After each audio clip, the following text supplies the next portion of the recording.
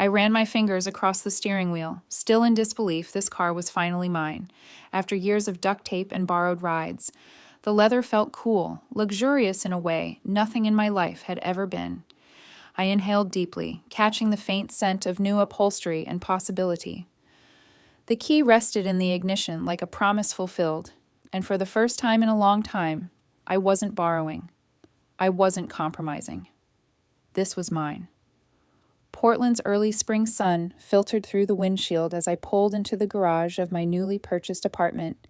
I glanced at the building, sleek and modern, still smelling faintly of fresh paint and potential. My name on the deed. My loan, negotiated after years of saving, scraping, and sacrificing. 2 bedrooms, hardwood floors, south-facing windows. No roommates, no shared walls with screaming toddlers. Just space that belonged solely to me. Inside, I straightened the orchid on the kitchen island, still flowering from the farmer's market last weekend. The countertops were cool granite, chosen after 3 weeks of obsessing over swatches. I'd cleaned them twice that morning in anticipation. The refrigerator hummed softly, a stainless steel trophy of financial planning. I adjusted the throw on the couch, fluffed the pillows, lit the bergamot candle. Then I waited.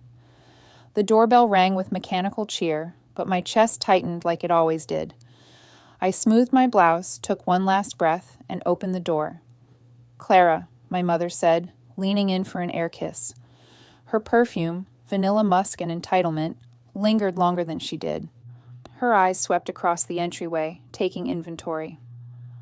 "Very functional," she said, like it was a compliment. Dad followed, already checking his phone. "Traffic was a nightmare," he muttered. "Is there parking validation?" Sienna breezed in behind them, the scent of some new luxury product trailing in her wake. Her designer sunglasses stayed perched atop her head as she glanced around, barely registering the space. "It's cute," she said, already scrolling. "Smaller than I thought." "It's 2 bedrooms," I said, smiling through the tightness in my throat. "Perfect for me." I launched into my practice tour, pointing out the smart thermostat, the natural lighting, the energy-efficient washer-dryer combo. Every feature came with a story of overtime hours and budget spreadsheets. "Did you see my last reel?" Sienna interrupted mid-sentence, shoving her phone toward our parents. "It hit 12K views in 2 hours. The candle brand wants a collab." "Oh, sweetie, that's incredible," Mom said, suddenly animated. She wrapped an arm around Sienna, beaming. "Your social is finally taking off." "That's our girl," Dad added, his eyes finally leaving his phone. "I got promoted last week," I said into the lull. "Senior marketing manager. 3 years instead of the usual 5. "That's nice, dear," Mom replied, not looking up. "Now show us the balcony. This one would be perfect for your wellness yoga, Sienna." I swallowed hard and led them out. The view was what sold me on the place. Tree-lined streets, the skyline glowing against the river. Sienna stepped in front of me, lifted her phone, struck a pose. "This background is amazing," she said. "I just need to Photoshop out those power lines." Later, when they'd gone, I sat on the edge of my bed in the dusky quiet. The scent of my candle had faded. The air still hummed with their absence. No real compliments, no acknowledgement beyond what Sienna had curated on her screen. They'd asked about her, not me. Celebrated her, not my first car, my apartment, my promotion. I stared at my phone, debating whether to delete the family group chat.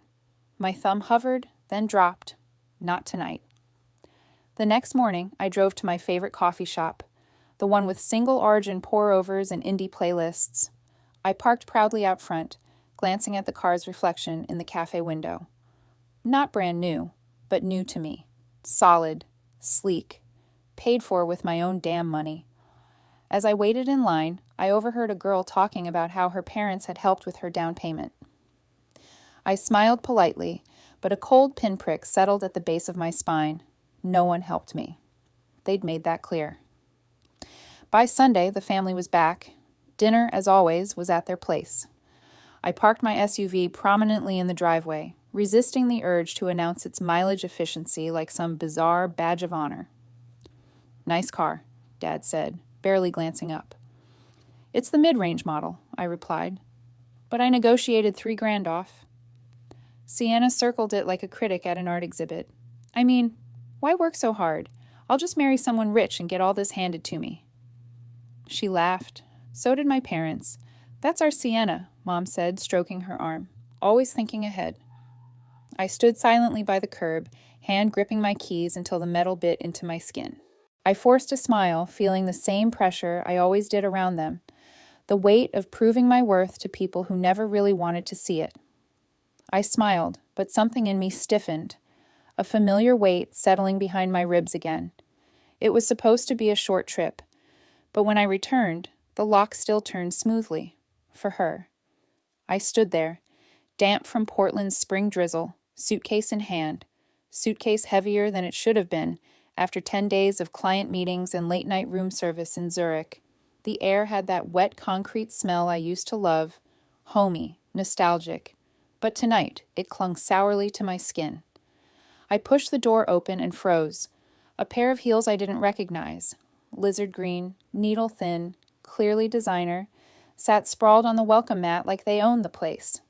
My carefully placed umbrella stand was gone, replaced by an abstract bamboo sculpture that looked like it belonged in a luxury spa, not my one-bedroom escape.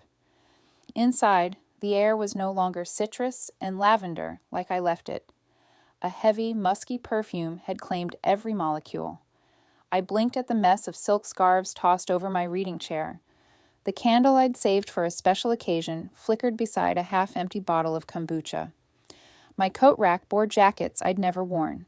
I wheeled my suitcase forward, step by step, careful as if the floor might give way beneath me. The kitchen was unrecognizable. My ceramic mugs had been replaced by pastel glassware. My fridge, once stocked with prepped meals and oat milk, now held rows of green juices, collagen shots, and neatly stacked quinoa jars, labeled in gold font. My local roaster coffee blend was nowhere to be found, and then I heard it, laughter, light and careless, from my bathroom. The door creaked open. Sienna emerged, wrapped in my plush white robe, her hair dripping onto the hardwood I'd paid extra to upgrade. She blinked like I was the intruder. "Oh," she said, tightening the belt of the robe, not even pausing her scroll through Instagram. "You're back already?" My throat went dry. "What are you doing in my apartment?" She blinked again, as if I'd just asked why the sky was blue. "Mom and Dad gave me a key. I needed a space to, decompress. My place felt heavy." I stood still. Water dripped from my coat, forming a small puddle near my feet. I glanced toward the hallway. The bedroom door was ajar. My bedroom. I didn't want to know what I'd find inside. "And you thought this was yours to use?" I asked, every word brittle. Sienna frowned. "It's just temporary. You weren't even here." "Because I was on a work trip," I snapped. She shrugged, walking past me into the kitchen.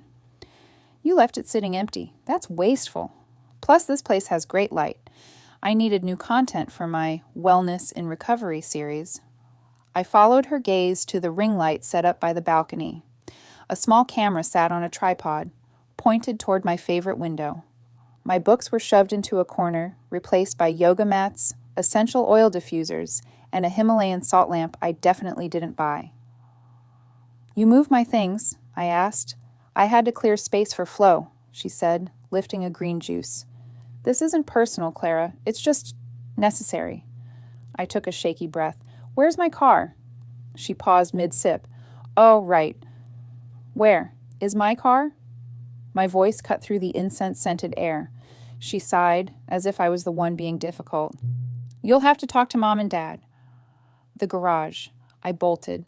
The elevator groaned as it descended. My palms were slick with sweat. I could already feel the panic rising, but I still held on to some thread of logic. Maybe they moved it. Maybe it was in a different space. Maybe I was overreacting. But the moment I stepped into the garage, that thread snapped. Space 28, my spot, empty. I turned slowly, scanning every stall. Nothing. The car I'd saved for, negotiated for, paid off in careful monthly installments over 3 years. Gone. I dialed Dad. It rang once, twice. Then, Clara? His voice was too calm. Where's my car? I asked. He paused. Now, honey, don't overreact. Where is it? We sold it, he said, as if stating the weather. Sienna needed the money to stabilize after her breakup. The words hit like a cold slap. What? She was devastated. Tyler left so suddenly. She needed somewhere to stay, therapy, supplements, some peace. That car was just sitting there. It was in my name, I said. Yes, but we thought it would be okay. You weren't using it. I felt my body buzzing, blood roaring in my ears. My hand clenched around the phone.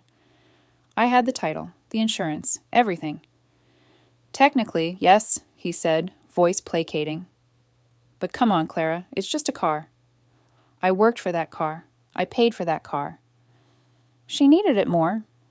I gripped the phone so hard it creaked. My voice came out razor thin. You did what? The spa receipt shimmered under the kitchen light. $2,800 for a soul cleanse weekend. Signed with her name. It was folded neatly between a bank withdrawal slip and a half-torn envelope from my own mailbox. I picked it up with 2 fingers, as though touching it too long might burn. The scent of eucalyptus still clung faintly to the paper. She'd used my money for this. Rain tapped softly against the window as I stood in the center of my own kitchen, if I could still call it that, surrounded by half-packed boxes and emotionally charged debris. Her yoga mat lay in a corner. My blender was gone. The fridge hummed behind me, filled with juices I didn't buy. And now this. A receipt that made everything solid. I moved mechanically toward my bedroom. The door creaked open and I flicked the light. My sheets were bunched up at the foot of the bed. Someone else's silk camisole hung on my closet handle. The top drawer of my nightstand was open, violated. Everything about the room felt rearranged. I reached under the bed and pulled out the old metal box. The corners were scratched. The latch creaked as it opened, revealing what had once felt like overkill. Folders of labeled receipts, copies of contracts, PDFs printed and filed by year. I'd started it when I was 16, after my allowance was taken to help Sienna with SAT tutoring, and I was told I should just be more generous. That was the first time I learned to quantify fairness. I carried the box back to the living room, placed it on the coffee table, and spread the contents like war plans. Credit card statements with my name on them. Copies of the SUV title. Photos of the car in my driveway. My original purchase agreement, insurance forms, bank emails, everything. I turned on my laptop. I didn't hesitate when I searched her name. Evelyn Hart. She had been the sharpest legal mind I'd ever met during a company contract negotiation 6 months ago. She had a reputation for quiet ruthlessness, precise, contained, exactly what I needed. The phone rang twice. Clara? Her voice was smooth but alert. What's going on? I need a lawyer, I said, and I need one who won't flinch when it involves family. A short pause. I'm listening. I explained everything. Quick, clinical, my apartment, my car, the unauthorized sale, the fabricated sob story about needing healing, the stolen access. She didn't interrupt once. When I finished, I waited. This isn't emotional damage, she said after a breath. This is legal exploitation. The words felt like a match being struck. Finally, someone who didn't dismiss it as family drama or say I should be understanding. I closed my eyes, nodded. Do you have documentation? More than enough. Then we proceed. She outlined next steps with the efficiency of someone assembling a guillotine. Her voice was calm, but beneath it pulsed something fierce. She asked for digital scans, bank logs, names, dates, every piece I had already laid out on the table. I'll draft the formal claim, she said. They'll be served by next week. As I hung up, the weight in my chest didn't vanish, but it shifted, became sharper. Sharper was easier to wield. A knock came at the door. I tensed, then peeked through the peephole. Maya Tran, our intern. She looked damp, uncertain, holding a bag of Thai takeout in one hand and her laptop in the other. I wasn't sure if I should come, she said when I opened the door. You said you might be working late on strategy slides tonight? I'd forgotten I offered to mentor her over dinner. Somehow my brain had space only for survival lately. I'm sorry, I can come back later. She started to backpedal. No, I said. Stay. We ate quietly at first. Maya's eyes kept drifting toward the piles of documents on the table. This is your car? She asked hesitantly, pointing to a photo of my SUV. It was, I replied. My family sold it without asking. Her eyes widened. I didn't explain further. I didn't have to. She sat forward slowly. When I left my ex, I didn't even fight for my laptop. He said I didn't need it. I believed him. I glanced at her, surprised by the crack in her usual confident facade. I thought speaking up would just make things worse, she added. It usually does, I said, until it doesn't. Something shifted between us, unspoken, a recognition. She watched as I gathered the documents into a labeled folder, LEGALCASEREEVES. The USB with digitized records clicked softly into the port. I uploaded everything into the shared drive Evelyn had created. Each file dragged across the screen like another stone off my chest. Name, dates, proof. I hovered my finger over the send button. No tremor, no doubt, no guilt. For once my fingers didn't tremble as I hit send. They didn't expect me to fight. That was their first mistake. They expected the usual silence, the strategic swallowing of pride, the inevitable resignation that had colored every one of my achievements like a dull glaze. But something had shifted the moment I pressed send to Evelyn. I no longer cared about preserving peace. I cared about preserving myself. Evelyn's office stood tall on the 19th floor, a glass box overlooking the Portland skyline. It was a Monday morning in late April, and the city below was still yawning. Inside, everything hummed with intention. Printers whirring, espresso machines sighing, her assistant speaking in clipped tones through a wireless headset. The receptionist greeted me by name and directed me to the conference room. Evelyn was already there, sleeves rolled up, reading glasses low on her nose, a highlighter in hand. On the long table were several printed binders, each labeled meticulously. Legal, Case Reeves, V 1.1. She didn't bother with small talk. Sit, she said. We're building an opening salvo. Maya entered behind me, visibly nervous. Her heels clicked softly as she took a seat at the far end, notebook ready, eyes darting between documents. I'd invited her not out of pity, but purpose. She needed to see this. I needed to see her see it. Evelyn spread out a set of bank statements. Let's walk through this again. The vehicle. Whose name is on the title? Mine, Chai, I said. Not co-signed, not shared, sole ownership. I have the original registration. She nodded. And you have documentation of sale?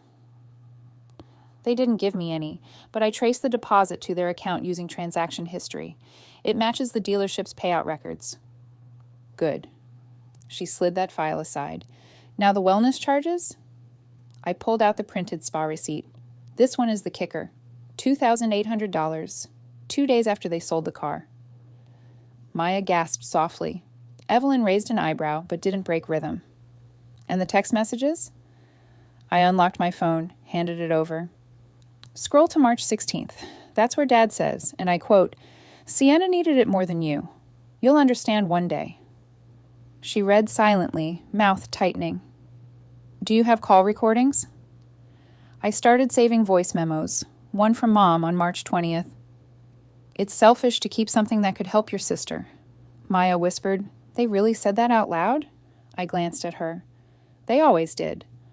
I just finally started recording it. We kept going, document after document. Scholarships that had gone unnoticed, loans given but never returned, tax records showing deposits that were siphoned without mention. Maya's face transformed slowly, astonishment, then disbelief, then quiet rage on my behalf. You kept all this? She asked, voice quiet. Since high school? I nodded. I didn't know what it would become, but I knew I'd need it someday. Evelyn smiled for the first time. That makes you more prepared than most of my clients. Hell, most of my colleagues. She tapped the binder spine. This is enough. We start with civil court, property theft, unauthorized sale, financial exploitation. I leaned back in the chair, letting her words settle. This isn't just a family dispute, Evelyn said, eyes sharp. This is a case of sustained financial abuse. The room went still for a moment. Even the hum of the air conditioning seemed to pause. She turned to her assistant and dictated, "Prepare initial notice of claim, subject, Reeves v. Reeves et al. Serve to registered address on file by end of business." Wednesday, I signed the authorization without hesitation. When it was done, Evelyn closed the file and looked at me directly. "They'll try to gaslight you. They'll weaponize your guilt.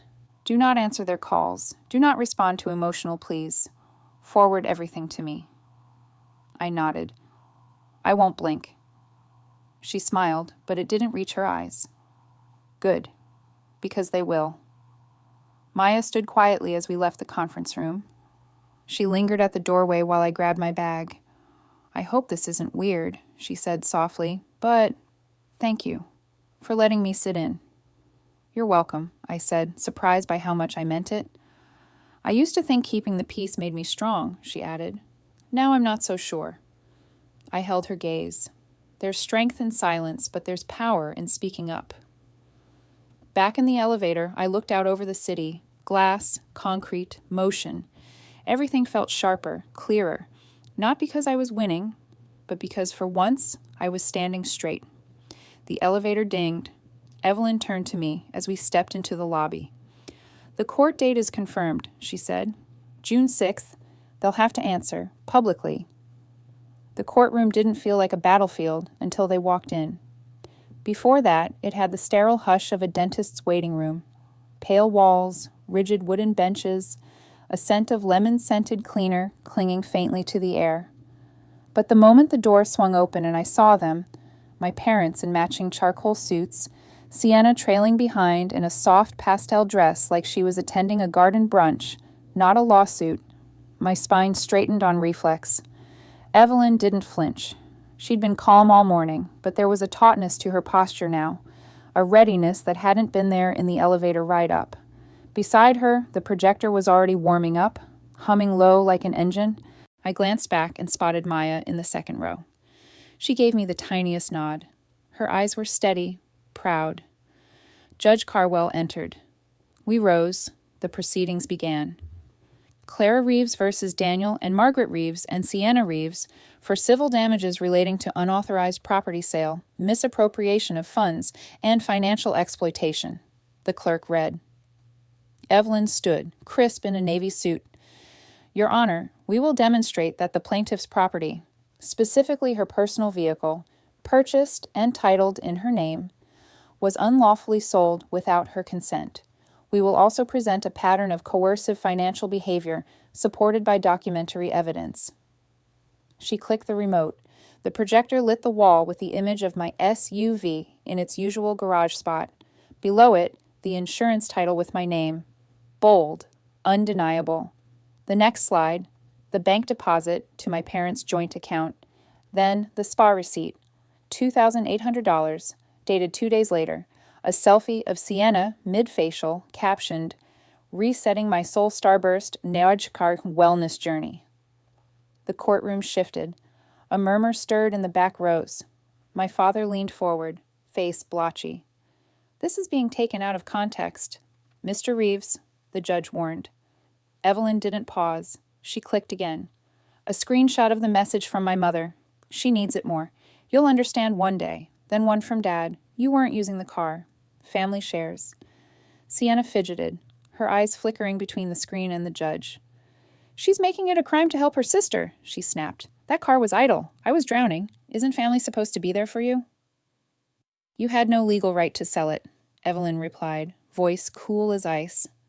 My parents both began to speak at once, my father protesting our understanding, my mother near tears, saying I had always been distant, always too rigid. But none of it stuck. Not anymore. I didn't flinch. The judge's eyes remained unreadable, but he took notes, underlined details. The gavel sat untouched beside him, a silent reminder of who held authority here. I took a breath and met his gaze when he finally looked at me. I didn't need to explain what had been taken. He had the paper trail. What mattered now was that I stood here, unshaken, not begging for acknowledgement, but demanding recognition. After a long moment of silence, Judge Carwell removed his glasses, folded them neatly, and set them down. This court finds the defendants guilty of unauthorized property sale and financial exploitation. My mother gasped, the sound sharp against the courtroom stillness. My father's mouth opened, then closed. Sienna's eyes went wide. But it was just a car. The judge held up a hand. Ms. Reeves, the value of the car is not the issue. The pattern of entitlement and lack of consent is. This court recognizes the financial and emotional cost inflicted on the plaintiff over a sustained period. He paused, then delivered the final blow. You've got 30 days, the judge said. Return $30,000 plus legal fees or risk property seizure. Justice didn't taste sweet. It tasted like closure. It came in the form of an email, plain-fonted and emotionless. Subject line, Final Court Confirmation. Payment fulfilled. I stared at it in my inbox as the sun spilled across the cafe table, warm and indifferent. The espresso beside me had gone lukewarm. I didn't care. I was sitting by the window at my usual spot, Benson and Pine on Hawthorne, the cafe where I'd once dreamed about having enough. Now I was reviewing documents for the beach house investment Evelyn had connected me to. A quiet coastal property just north of Cannon Beach, due for a full renovation. I was buying it in cash. Money I'd saved, money I'd earned, money I'd protected. My phone buzzed. Maya Tran subject, thank you. Message, Clara, I signed the offer letter this morning. Junior strategist. I couldn't have done this without your mentorship, without watching you fight for yourself. Thank you for teaching me what boundaries really look like. I smiled, letting the words settle where old doubts used to live. I'd seen Maya step out of her own shadows these past weeks, and in guiding her, I had made peace with something in myself. Not everything had to be fire and fury. Some victories were quiet. The waitress refilled my water, and I nodded politely. Outside, the world moved on. People rushing with phones in hand, dogs pulling at their leashes, life without spectacle. For the first time in a long time, I didn't feel the need to prove I belonged in it. I just did. Later that evening, I arrived early at Riviera, the restaurant near the waterfront with floor-to-ceiling windows and soft jazz, playing just low enough not to interrupt the hum of silverware. I had a reservation, solo, a private celebration, my own table, my own name. I was halfway through my salmon when they walked in. My parents, visibly aged by the last month. My father's suit didn't fit as precisely. My mother's hair was less styled, her face lined deeper, and Sienna, still composed, but thinner, her confidence no longer effortless. They didn't see me at first. Then they did. Our eyes met across the room. 3 seconds. No greeting, no gestures, no performance, just mutual recognition. I turned back to my plate. There was no hatred left, no need for confrontation. I had already won, and not in the way they would measure. I didn't need their remorse, their explanations. I didn't need their silence either. I just didn't need them. When I returned home, I found the locksmith already waiting. He replaced every lock, top to bottom. The bolt slid into place with a new click, sharp, solid, my space, my rules. I walked through the apartment, now fully mine again. I had replaced the couch. The candlelight flickered along fresh painted walls. The balcony had new planters, lavender and rosemary, and no ring light in sight. In my office, a stack of old journals waited to be sorted. As I flipped through them, one thin postcard slipped loose, falling to the floor. I picked it up. A note to myself I'd written years ago, but never sent. On the back, "Dear me, you deserve to take up space." I read the words twice, once like a stranger, then again like a witness. Then I tore it in half, tossed it, and smiled, because she already had. Betrayal carved its wounds deep, but it was in the quiet aftermath that strength revealed itself. Clara didn't fight to punish. She fought to be seen, to reclaim what should never have been taken. Justice, when earned through grit and restraint, doesn't roar. It settles like dawn over a long night. When injustice is met with unwavering courage, the final verdict can echo through a lifetime. And sometimes, the most powerful revenge is living a life they can no longer touch.